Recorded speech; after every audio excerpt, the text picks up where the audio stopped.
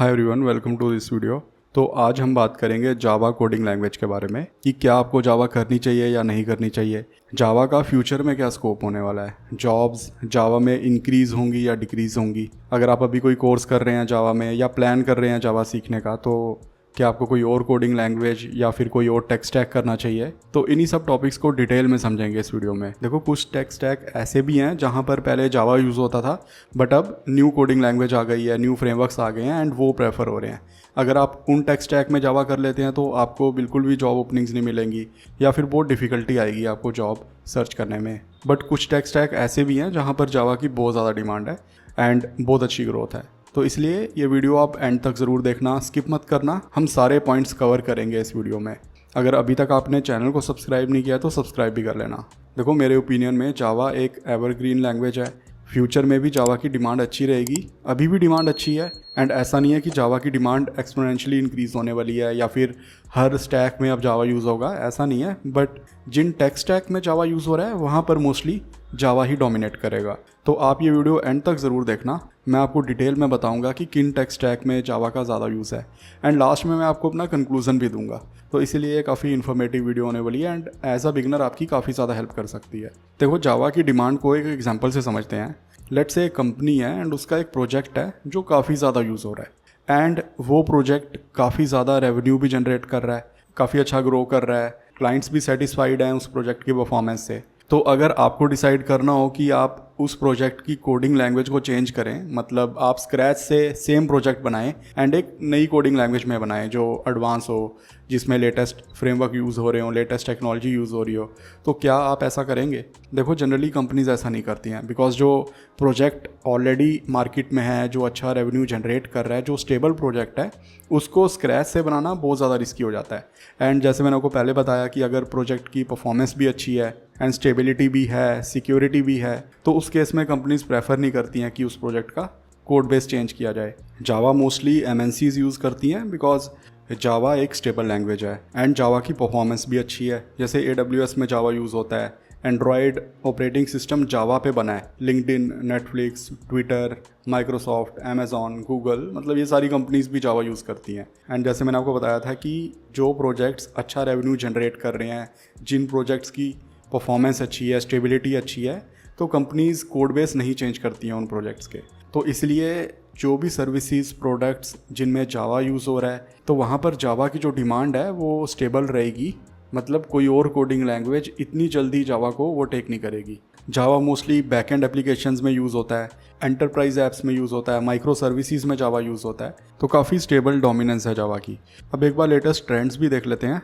यहाँ पर मैंने स्टैक ओवरफ्लो का सर्वे ओपन किया है। ये सर्वे हर साल रिलीज होता है, ये मोस्टली टैग बेस्ड सर्वे होता है। तो यहाँ पर पहले प्रोग्रामिंग लैंग्वेजेस चेक कर लेते हैं। तो टॉप पे है जावास्क्रिप्ट। देखो, जावास्क्रिप्ट सबसे ज़्यादा यूज़ हो रही है बिकॉज वेब डेवलपमेंट में तो जावास्क्रिप्ट ही यूज़ होती है। वेबसाइट बनाने के लिए आप जावा या पाइथन का यूज़ नहीं कर सकते हो, आपको जावास्क्रिप्ट ही यूज़ करनी होती है। इवन बैकएंड में Node.js की हेल्प से, एक्सप्रेस की हेल्प से हम बैकएंड डेवलपमेंट कर सकते हैं, तो इसलिए जावास्क्रिप्ट का सबसे ज़्यादा यूज़ है। उसके बाद SQL, HTML, CSS, ये कोर कोडिंग लैंग्वेजेस नहीं है। उसके बाद पाइथन भी कोर कोडिंग लैंग्वेज है, तो सेकंड नंबर पे आप पाइथन कह सकते हो। पाइथन के बाद टाइपस्क्रिप्ट है, टाइपस्क्रिप्ट भी जावास्क्रिप्ट पे ही बेस्ड है। उसके बाद जावा है। मतलब अगर कोर कोडिंग लैंग्वेजेस की बात करें तो जावा टॉप 5 कोडिंग लैंग्वेजेस में आएगी। काफ़ी अच्छा डोमिनेंस है जावा का, अराउंड 3 डिकेड से है इंडस्ट्री में एंड अभी भी काफ़ी स्टेबल डोमिनेंस है। देखो, यहाँ पर कॉटलिन का यूजेज भी इंक्रीज हो रहा है। कॉटलिन ओवरटेक कर सकती है जावा को, क्योंकि देखो कॉटलिन जावा पे ही बेस्ड है।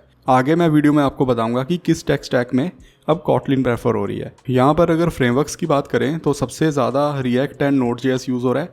Node.js एक रन टाइम इन्वायरमेंट है जावास्क्रिप्ट का, तो इसलिए काफ़ी ज़्यादा यूजेज है इसकी। उसके बाद Next.js की भी काफ़ी अच्छी यूजेज है। देखो, जावा में हम स्प्रिंग यूज़ करते हैं बैकएंड डेवलपमेंट के लिए, तो जैसे आप देख रहे हो flask, spring and Django almost similar ही हैं। यहाँ पर अगर मैं प्रोफेशनल डेवलपर्स का देखूं तो spring boot, flask and Django काफ़ी क्लोज हैं, तो यूजेज सिमिलर है इन तीनों फ्रेमवर्क्स की। फ्लास्क एंड जेंगो पाइथन में यूज़ होता है, स्प्रिंग जावा में यूज़ होता है। अब एक बार सैलरी चेक कर लेते हैं। तो एज अ जावा डेवलपर आप 4 to 9 लाख का पैकेज अर्न कर रहे होंगे एंड ऑन एन एवरेज आप 6 लाख का पैकेज अर्न कर रहे होंगे। तो ये मोस्टली सेम ही है हर एक डोमेन का, मतलब एज अ मन डेवलपर या एज अ पाइथन डेवलपर आपको अराउंड इसी रेंज में पैकेज मिल जाएगा। बट जैसे जैसे आप एक्सपीरियंस गेन करेंगे, जैसे आप ग्रो करेंगे अपने करियर में, तब काफ़ी ज़्यादा डिफरेंसेस आ सकते हैं। तो आगे हम बात करेंगे कि ग्रोथ के लिए कौन सा टेक स्टैक, कौन सी कोडिंग लैंग्वेज अच्छी है। आप वीडियो एंड तक ज़रूर देखना। जावास्क्रिप्ट एंड पाइथन काफ़ी क्लोज टाइम में लॉन्च हुई थी। जावा 1995 में लॉन्च हुई थी, सेम ईयर जावास्क्रिप्ट लॉन्च हुई थी, एंड पाइथन जावा से पहले लॉन्च हुई थी। 1991 में पाइथन लॉन्च हुई थी। तो स्टूडेंट्स कंफ्यूज होते हैं कि जावा करें, जावास्क्रिप्ट करें या फिर इवन पाइथन करें। तो तीनों ऑलमोस्ट सेम ही टाइम में लॉन्च हुई हैं। ऐसा नहीं है कि जावास्क्रिप्ट न्यू लैंग्वेज है या पाइथन न्यू लैंग्वेज है। एंड यहाँ पर एक और बात समझना इंपॉर्टेंट है कि जावा 6 मंथ में अपडेट होती है, मतलब 6 मंथ का रिलीज साइकिल है जावा का। जावा का LTS वर्जन भी होता है जिसका सपोर्ट काफ़ी टाइम तक रहता है, बट न्यू फीचर्स के लिए, न्यू कैपेबिलिटीज़ के लिए 6 मंथ में जावा अपडेट होती रहती है। जावा एक कोर कोडिंग लैंग्वेज है and Java compile time language है। जावास्क्रिप्ट एंड पाइथन दोनों इंटरप्रेटेड लैंग्वेजेस हैं। तो जावा जो है वो फास्ट चलती है जावास्क्रिप्ट एंड पाइथन के कंपैरिजन में, एंड ज़्यादा स्टेबल भी होती है क्योंकि कंपाइल टाइम है, तो कंपाइलेशन में ही एरर आ जाते हैं, रन टाइम में क्रैशेस कम होते हैं। मैंने डिटेल में जावा वर्सेस पाइथन की वीडियो बनाई है, आप वो ज़रूर चेक कर लेना अगर आप कंफ्यूज हो कि दोनों में से कौन सी कोडिंग लैंग्वेज चूज़ करनी चाहिए, एज अ फ्रेशर किस में ज़्यादा स्कोप है, तो वो वीडियो आप ज़रूर चेक कर लेना। उस वीडियो में मैंने डिटेल में टेक स्टैक्स को कंपेयर किया है, सैलरी को कंपेयर किया है, इवन ग्रोथ को कंपेयर किया है। उस वीडियो का लिंक भी मैं डिस्क्रिप्शन में ऐड कर दूंगा। जावा में आप इंपॉर्टेंट कंसेप्ट सीख लोगे।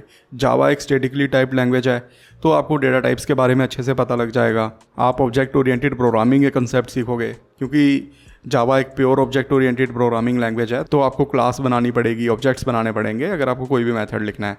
जावा में आप थ्रेडिंग के कंसेप्ट सीख सकते हो, सिंक्रोनाइजेशन के कंसेप्ट सीख सकते हो, इवन RX जावा की हेल्प से आप रिएक्टिव प्रोग्रामिंग सीख सकते हो। तो जावा आपको काफ़ी अच्छे कंसेप्ट सिखा देगी कोडिंग के। और अगर एक बार आपको जावा आ गई तो आपके लिए जावास्क्रिप्ट एंड पाइथन सीखना बहुत आसान हो जाएगा। मतलब जावा थोड़ी सी डिफ़िकल्ट लग सकती है आपको सीखने में, उसके बाद आपके लिए बाकी कोडिंग लैंग्वेजेस काफ़ी इजी हो जाएंगी सीखना। बट अगर आपने पहले जावास्क्रिप्ट सीखी या पाइथन सीखी, उसके बाद अगर आप जावा सीखते हो तो जावा फिर आपको डिफ़िकल्ट लगेगी, क्योंकि फिर जावा में आपको काफ़ी ज़्यादा कंसेप्ट सीखने होंगे। देखो, जावा का जो मेन फ्रेमवर्क है वो है स्प्रिंग।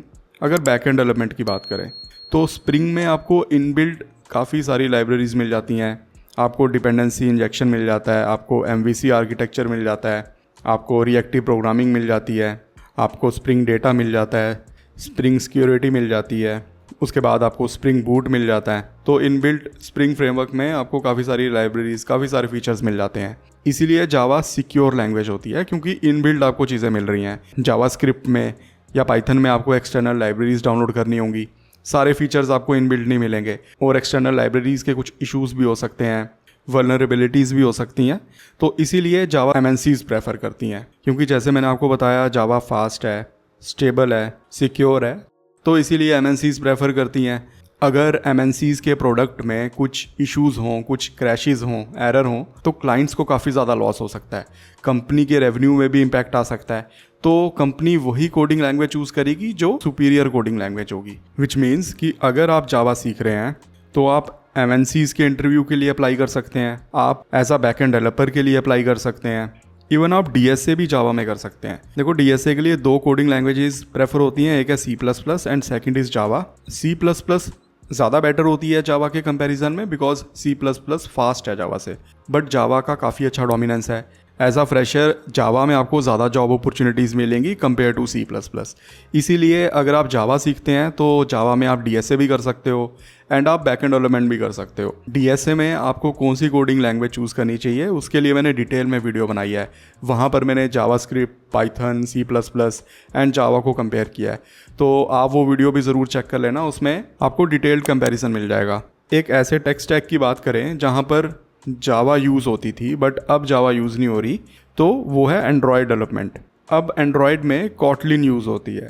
तो अगर आप एंड्रॉयड डेवलपमेंट सीखना चाहते हो, आपने डिसाइड कर लिया है कि आपको एंड्रॉयड डेवलपमेंट ही सीखना है, आपको फ्रंट एंड डेवलपमेंट नहीं सीखना है, बैक एंड डेवलपमेंट नहीं सीखना है, तो फिर आप डायरेक्टली कॉटलिन सीखना, आप जावा मत सीखना। बिकॉज एंड्रॉयड रोल्स के लिए जो भी आप इंटरव्यू दोगे, जो भी अब ऐप्स बन रही हैं वो अब कॉटलिन में बन रही हैं। देखो, कॉटलिन जो है वो जावा पे बेस्ड है, विच मीन्स जावा का जो कोड है वो कॉटलिन में चलता है एंड कॉटलिन का जो कोड है वो जावा में चलता है। लेट्स से आपके पास एक प्रोजेक्ट है, वहाँ पर 10 फाइल्स हैं जावा में एंड 10 फाइल्स हैं कॉटलिन में। तो आपको कोई इशू नहीं आएगा उस प्रोजेक्ट पे काम करने में, बिकॉज कॉटलिन कंपाइल होके जावा में ही कन्वर्ट होता है।